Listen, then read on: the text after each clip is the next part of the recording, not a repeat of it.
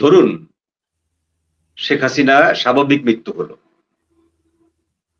মৃত্যু হওয়ার পরে দলটির দায়িত্ব যারা আওয়ামী লীগের যারা নেতাকর্মীরা আছেন তারা এই পাঁচজন ব্যক্তির ভেতরেই একজনকে খুঁজে বার করবেন। তিনি চান বা না চান খুঁজে বার করবেন এবং তাকে সামনে নিয়ে আসবেন এবং তিনি এক সময় রাজি হবেন। সেটি হতে পারে জয়, সেটি হতে পারে পুতুল, সেটি হতে পারে আপনার ববি, সেটি হতে পারে ওই যে আপনার ইংল্যান্ডের যে ববির যে বোন, নামটা ভুলে যাচ্ছি। টিউলিপ। হ্যাঁ, টিউলিপ হতে পারে, টিউলিপ হতে পারে, শেখ রেহানা হতে পারে। এই পাঁচজনের ভেতরেই যে কোনো একজনকে আওয়ামী লীগের নেতাকর্মীরা দায়িত্ব দেবেন, হতে পারে সেটা। কিন্তু আপনি যে বললেন যে শেখ হাসিনা খালেদা জিয়া যেমন তারেক রহমানকে ভাইস প্রেসিডেন্ট বানিয়েছিলেন, বিষয়টা শেখ হাসিনাও ওরকম জয়কে আওয়ামী লীগের সহসভাপতি বানাতে পারতেন বা ওই জায়গায় আনতে পারতেন। সেটি জয়কে ব্যবহার করার চেষ্টা করা হয়েছে। তিনি রাজনীতিতে আগ্রহী ছিলেন না, তিনি যে কাজে আগ্রহী ছিলেন তাকে সেই কাজের দায়িত্ব দেওয়া হয়েছিল।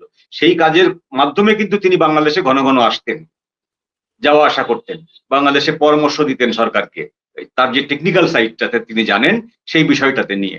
তো এখন তিনি কেন আসছেন না, কেন পুতুল রাজি হচ্ছেন না, এই বিষয়টা আমরা বলতে পারবো না।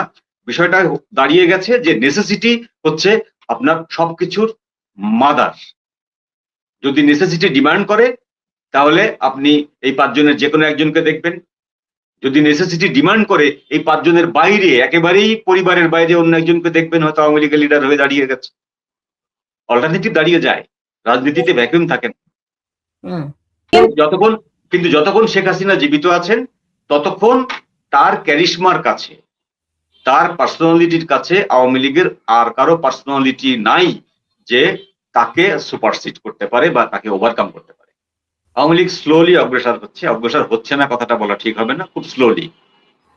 তাদের একটা নিজস্ব প্ল্যান আছে, সেই প্ল্যানে অগ্রসর হচ্ছে। সেইটা আমাদের সামনে তারা এখন বলতে বাধ্য নন, আমরাও সেভাবে এখনো জানি না, তবে খুব স্লোলি তারা কিন্তু এগোচ্ছেন।